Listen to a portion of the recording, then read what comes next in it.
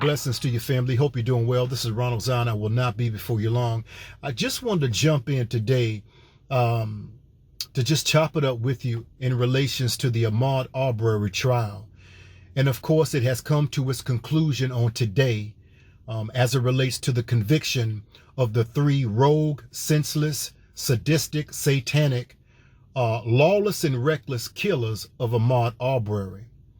It is said that upon sentencing that they could receive, all three of them, life in prison. Well, they have their lives. But of course, Ahmaud Arbery is no longer on this planet to walk out his divine purpose for the Most High God that gave him life. And that is the only offer that can take his life. I definitely offer my condolences to the family and friends, and as well as the community that have been traumatized by this senseless and reckless wickedness that was perpetrated against Mr. Arbery. But we begin to see a couple of things in this trial. I didn't watch the trial in its entirety, but enough of it and heard enough about it to come to a conclusion on today as it relates to certain things that I have observed.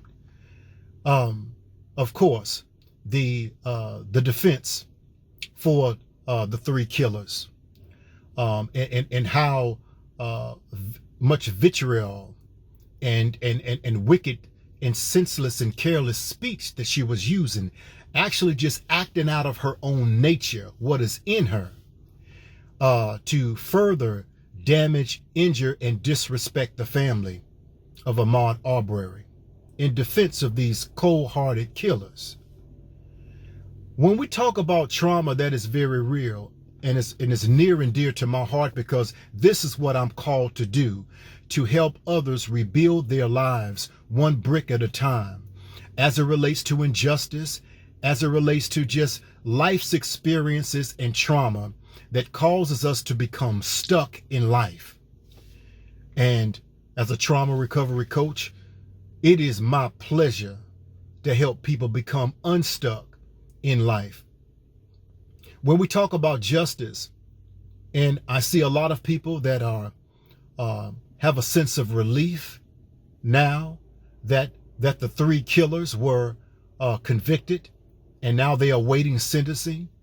I see that there is somewhat a spirit of jubilee because of this, and I can understand. Because for 500 years, we have never seen justice in this country. For 500 years, we have been marginalized and oppressed by systemic and consistent racism that is systematic and that's undeniable. But when we talk about justice, when I look at this particular case, but when I also look at Kevin Strickland, who was just freed or exonerated, who spent 43 years of his life at age 19 in prison for a crime that he did not commit. Kevin Strickland is now 62 years old. And if you get a chance to follow his story, please do. It's definitely on all of the news outlets. This young man was charged, convicted, and sentenced for a triple homicide that he did not do in the state of Missouri, the show me state. Well, they have showed us how wicked this state is, but not just Missouri, the entire country.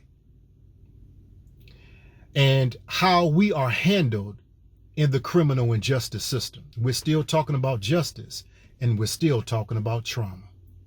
They go hand in hand. Injustice, rather, and trauma. So when I look at the life and times of Kevin Strickland, he was released from prison. He walked in prison, but now he is rolled out of prison. He can no longer walk. He's in a wheelchair. My question is, what happened to his lack of mobility that now he's confined to a wheelchair? This man is 62 years old, and now he's released into a society that has dramatically changed since 1979. I mean, not just culture-wise, clothes-wise. We're talking about technology that he knows nothing about. And to add insult to injury, we're still talking about trauma and injustice. To add insult to injury, this man is unable to sue the state of Missouri, who through prosecution error and cover-up incarcerated this man for 43 years of his life that he will never be able to reclaim. He's unable now to sue them for irreparable damage, punitive damage. Why? Because the state of Missouri, they have a law. See, the lawless ones always have a law to cover their lawless behavior. They have a law that in the state of Missouri that if you are exonerated, that you cannot sue them.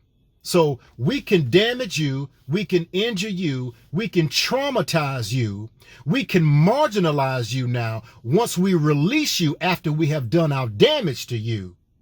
But you cannot come back and bring us now into court to sue us. You can't do it. We have a law that's against that.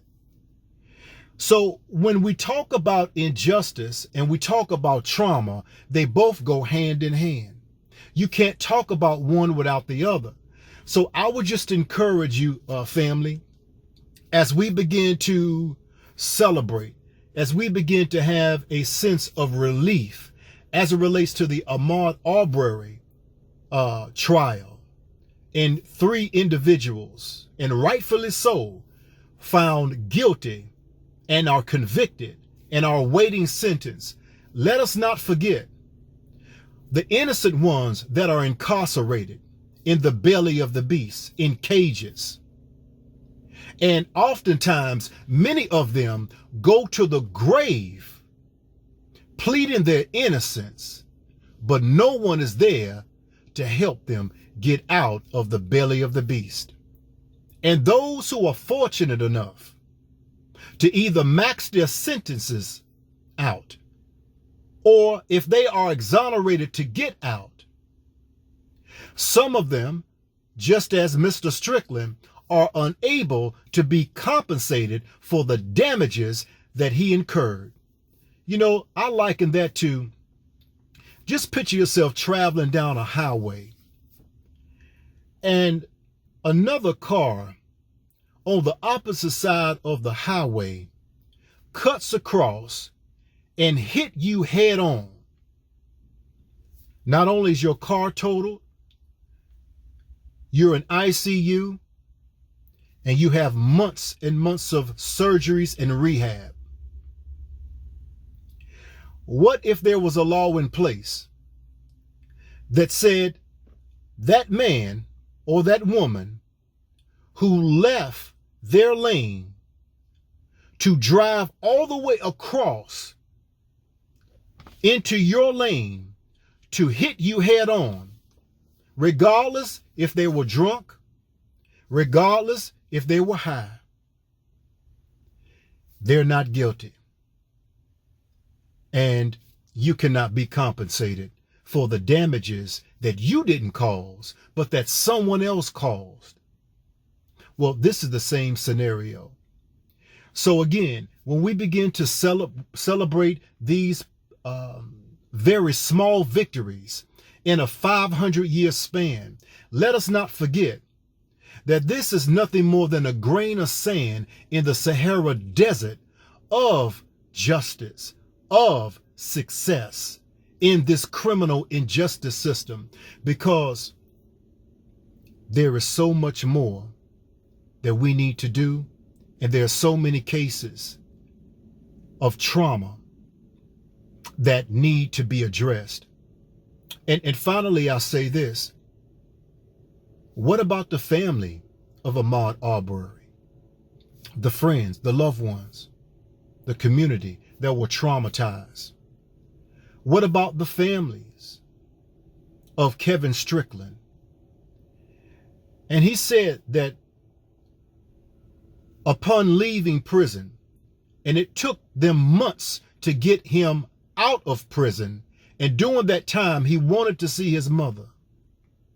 But unfortunately, mother died before Kevin was released to see her. There's a lot of trauma when we're talking about what this does to the psyche, to the mind. It's an injury. It's an invisible injury that you can't see. A broken arm you can see. A laceration on your leg you can see. But a wound to your mind you cannot see. But it is just as real as a fractured leg or a lacerated arm. And it affects the entire mobility.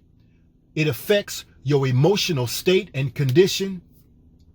And so here's this man, like so many, that are traumatized. We have to be there for them.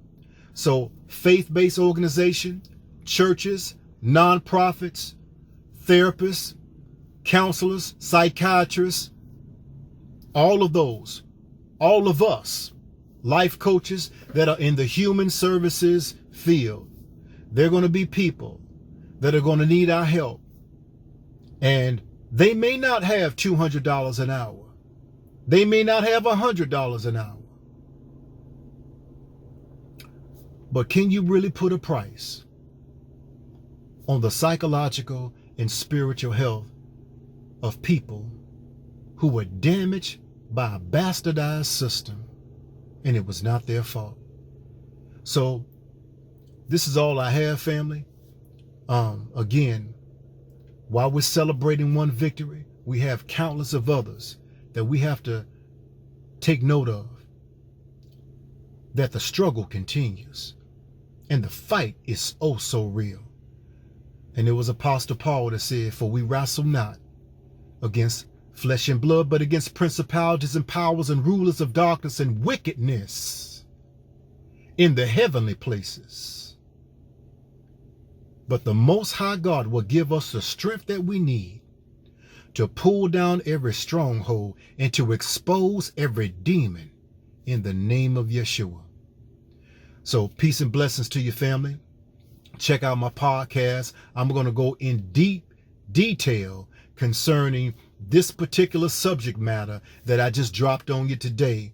So just go to Buzzsprout, and I'm going to leave the link below to go to my page on Buzzsprout, and I will definitely drop that particular podcast very soon. And again, go to my website. Everything is already listed there. So we got to have each other's back, man. We got to be there for each other in the midst of a wicked, as Jesus said, Yeshua, in the midst of a wicked and perverse generation. Peace and blessings. Love you to life, and your life begins when you say so. Peace and blessings.